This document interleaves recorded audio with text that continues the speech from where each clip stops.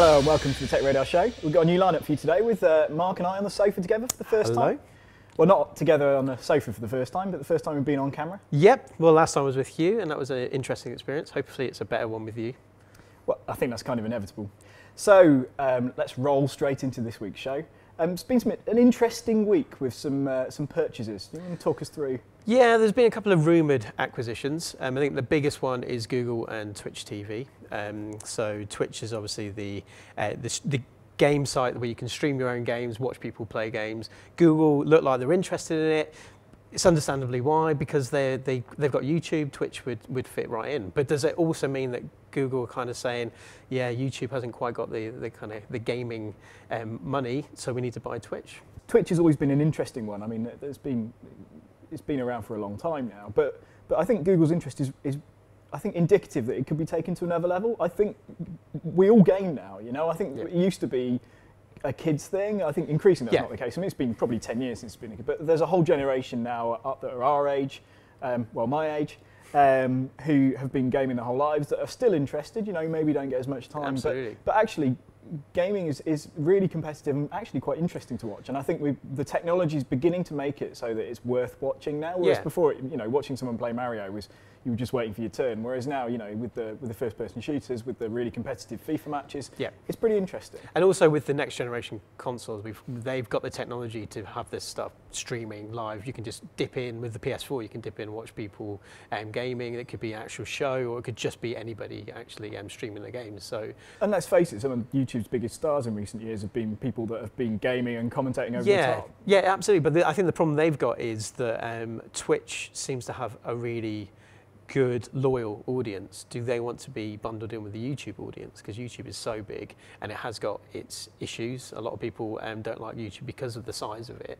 Twitch is still, even though it's 1 million strong, it's still relatively small. Would they want to be bundled in with the YouTube superstars, or would they want to just be Twitch standalone? Probably answer that and say, yes, they do. You think they do? Yeah, absolutely. Because it's more monetizable and people want to be famous. You know, that's part of it. When you put in these videos online, there's a little bit of your mind going, hey, you know, this is awesome. I want everyone to see how awesome I am. And if the audience is bigger, that kind of brings that. I think it's the early days, and I think it's going to be a couple of years before we really see the impact of this kind of thing. But I think it's definitely an impact to be had.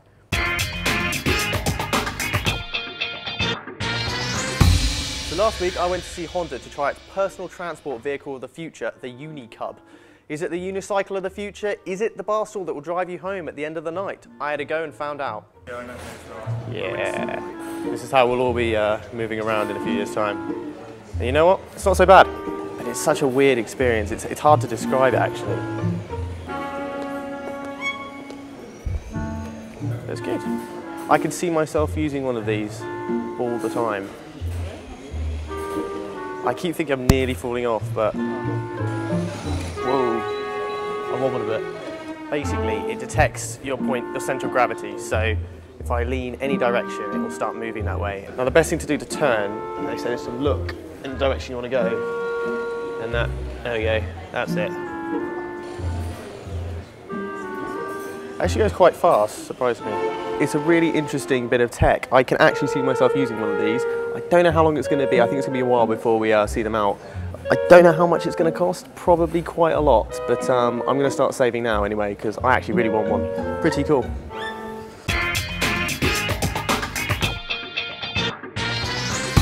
Another interesting development over the last couple of weeks, I guess, is new Microsoft. So Nadella has sent out his 3,000-word essay on what he wants the new Microsoft to be, which also came with the unfortunate 18,000 proposed layoffs, which a lot of those will come from the Nokia buyout. So it's definitely a time of change for Microsoft at the moment. I read recently that they've just done their first hackathon, so that sounds like a younger Microsoft. They haven't done anything like that in the past. And also there's rumours this week that they're going to be releasing a new Windows phone with the emphasis on selfies. Do you like this new Microsoft, this younger, trendier Microsoft? Oh, you know, it's like your uncle trying to be trendy at the wedding, isn't it? It's just a bit embarrassing. You say I have a funny thing with Microsoft. I used to work at MSN, so I have a kind of a link, and I've worked. And I mean, it's a company that was full of incredibly talented people, and I don't think anyone would deny that. It's got some incredible ideas. The problem is, it's got pretty bloated over the years, I Yeah, think. it needs to be streamlined. And culturally, I feel like it's become very introverted. I don't think they've ever truly joined up all the cool stuff that they do. You know, I quite like what Nadella's saying. I don't like the fact that 18,000 people have lost their jobs. That's you know, incredibly sad. Yeah, I mean, it's life-changingly horrible for lots of these people. Yeah. But Microsoft needed to do something, and it's because they are your untrendy uncle trying to be, and they know that. They're not stupid. I think they went through a period where they seem to have gathered their thoughts and were beginning to work it out.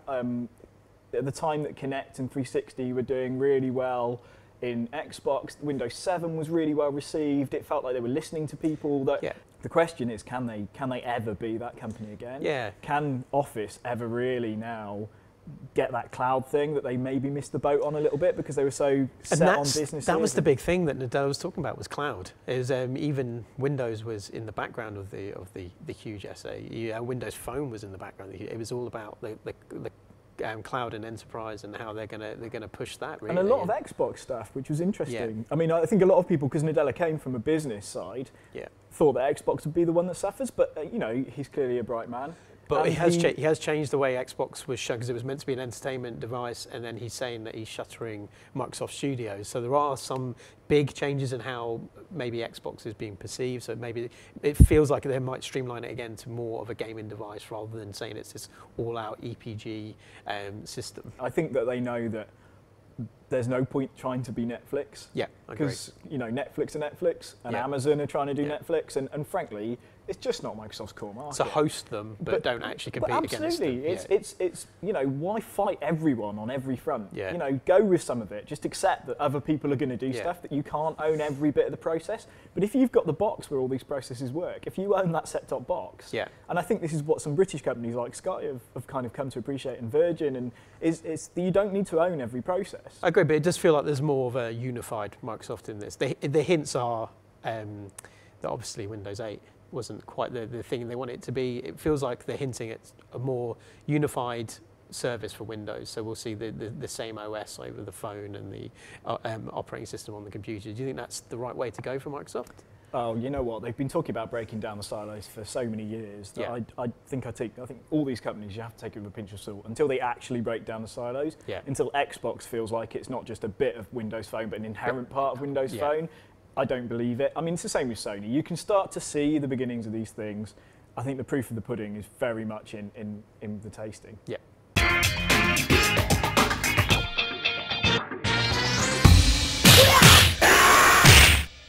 You know what really annoys me at the moment? This drive to turn tablets into hardcore gaming portable devices. Everyone's trying to find a solution for a problem that's not actually there. The Arcos Gamepad 2, the WikiPad, the Razer Edge, the Nvidia Shield tablet.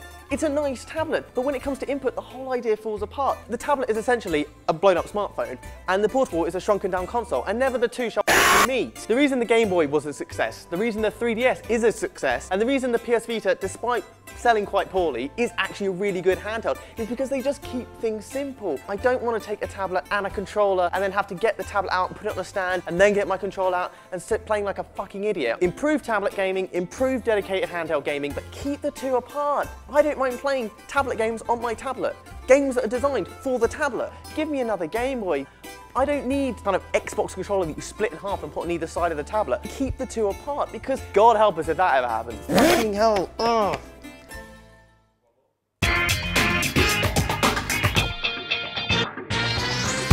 So onto a slightly frothier subject, none of this business talk. Mark, you're a bit of a gamer.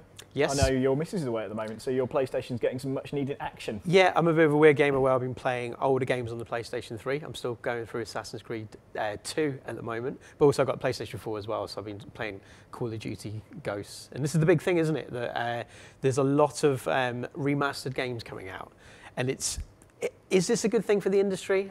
Personally, I think it's great to see these games that I've already played on the PS3 get remastered, but also I've already played them. What is that push to push me into the remastered? Yeah, I think I suppose the generational change means that people want higher definition versions of games. And you know, a lot of people wouldn't have played some of the last gen stuff. Maybe they got a bit tired of the last gen. They were waiting for the next gen. They thought they'd wait until it comes out. And I think you know, there's a few games that suffer on that. And I'm actually quite pro remastering. I think the video games industry has become a little moribund over the years, and I think that's a problem. Yeah. I think remastering is kind of an issue in that sense, in that it's a safe bet. A remastered Halo is going to sell pretty well because there's millions of Halo fans out there. But then the last one, so The Last of Us is out, it's remastered. It looks absolutely brilliant, but that's one of the last games to be released on the PS3, and that's one of the first games to be released. So they got this weird kind of mix of, a lot of people will have already played that quite recently, and GTA 5 as well, and things like that. So I think you're right, remastering older games is brilliant, and that should always happen. These newer games, Tomb Raider I think was one of the first, and that was just released on the PS3 as well. For someone like me that's in that kind of changing over from the PS3 to the PS4, I'm not as enamoured to play these games. But then when I see them, I kind of think, oh, I wish I'd waited for the PS4 version to play them. Yeah, I'm with you. I think that's the problem. A strange mix, it's whether you regret playing them in the old gen. Exactly, I mean, GTA is a really good one, right? But so when it came out, everyone was kind of, why do it right at the tail of this gen? But I mean, it's quite clever from Rockstar. It because, is. I mean, it's money for old rope in some ways, isn't it? You make it better resolution. You don't need to do an awful lot of map redesign. It's quite a low-cost way of bringing it up. I mean, what games would you like to see remastered? We talk about older games. Yeah, I was thinking about this. That actually, I think one that would be really beneficial to the studio because it's in a lot of trouble at the moment is the Crysis. Kind of the legacy of that. That's phenomenal games. I'd love to see those. And on phenomenal the PS. engines. I mean, they were cutting edge in their time. They were, and so to see those remastered would be absolutely amazing. I reckon that will happen soonish as well because of the trouble the studio's in. I think if they want to make, like I said, the quick buck, the best thing to do is get your games remastered and put onto a new system. But not at the expense of new IP and new games and new thinking. Well, that is the worry, and that's what we're seeing at the moment, especially with the PS4 and Xbox One, that the new IP is actually being delayed till 2015. So a lot of these games that we're all looking at and wanting to come out, they've all been delayed to 2015, and in their place are quite a few remasters, and that we do have to worry about that. We want to see new, unique games come into the industry. But you know, for me, if Half-Life, I have to mention Half-Life at least once a show, by the way, it's kind of my thing. If the Half-Life stuff was remastered, I would go and buy it because it would actually be one of the things that really tempted me to make the big step into next gen. I think that you know, they're very powerful. I spoke to Microsoft about the Halo reissues, and you're getting a lot of game for. Yeah, and, absolutely. You know, one of the funny things was you could flick between the old one and the new one, how it looked, Halo 2, how it looked with the multiplayer in the old and then the new. Quite like the old one, a little bit. That's interesting. Like Well, it's the nostalgia that creeps in, isn't it? And for me, I would love to see the old Splinter Cells be remastered. I think they would be phenomenal. And also, how about a photorealistic Mario? That'd be interesting. Or just a good, very, very good 2D version of Sonic the Hedgehog. That's what I want to see. But remastered, looking absolutely beautiful. Because anything that they try and make 3D you might just have shown your age off a little bit. I know, just a little bit. Sonic the Hedgehog in 2D. Yeah, I want to see it in 2D, but I want to see it proper. Why would you bother 4K. remastering? What are they going to do? Use an actual hedgehog? This is crazy talk. Possibly. Well, you want 3D Mario.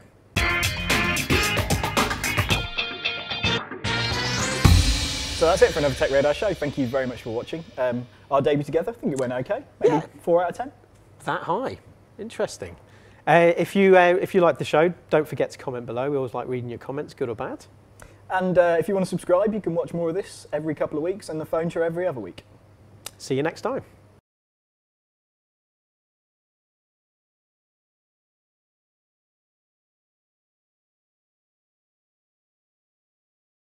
Me and Hugh 2 weeks ago were amazing.